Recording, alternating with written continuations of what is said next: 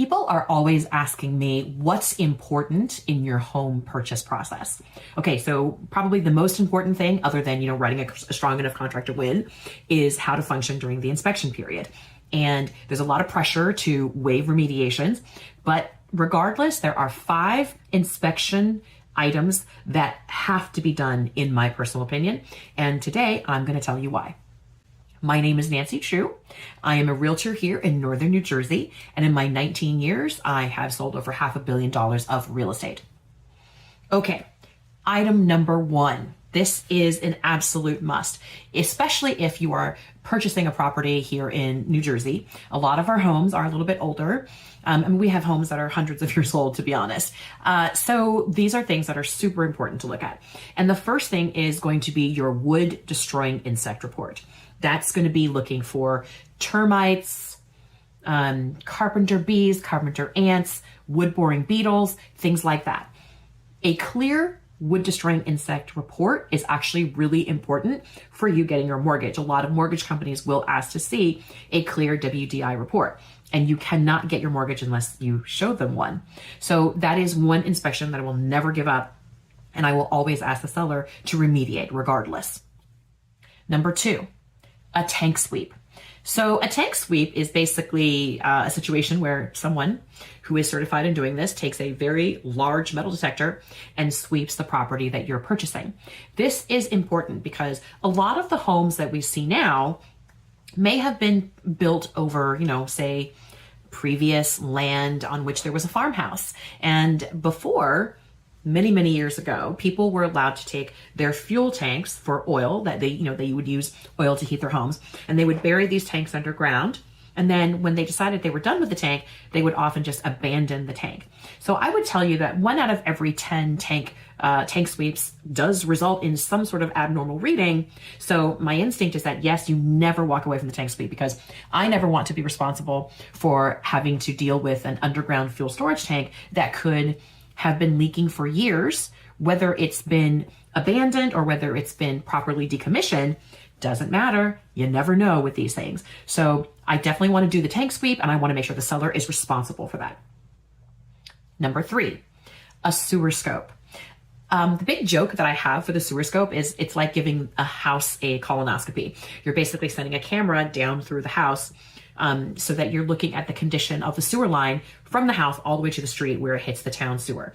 That is super important to me, because you would be surprised. Some of these structures are really, really old and somewhat original. They can be made of, some of the newer ones are made of PVC, and that's wonderful. But there are some that are made of cast and have been in the ground forever. We've seen, even ceramic. That could mean that you've got tree roots growing through it. You could have cracks in the line, settlement in the line, breaks in the line. And, the last thing you want is for you to have, 17 people over to your house for Thanksgiving, and they're all using the bathroom. And all of a sudden, because there's a blockage in the line, all that stuff comes right back up. You don't want that to happen. So a sewer scope is very important. Number 4, knob and tube. Okay, that is an old form of electrics within a home. And I was going to say, if you ever see them, they look like these little tubes that sort of, attach to various parts of your roof line, or maybe you'll see them in the joists in your basement. And it is just an old form of electrics that don't really, they're really hard to insure, to be honest, like at this point.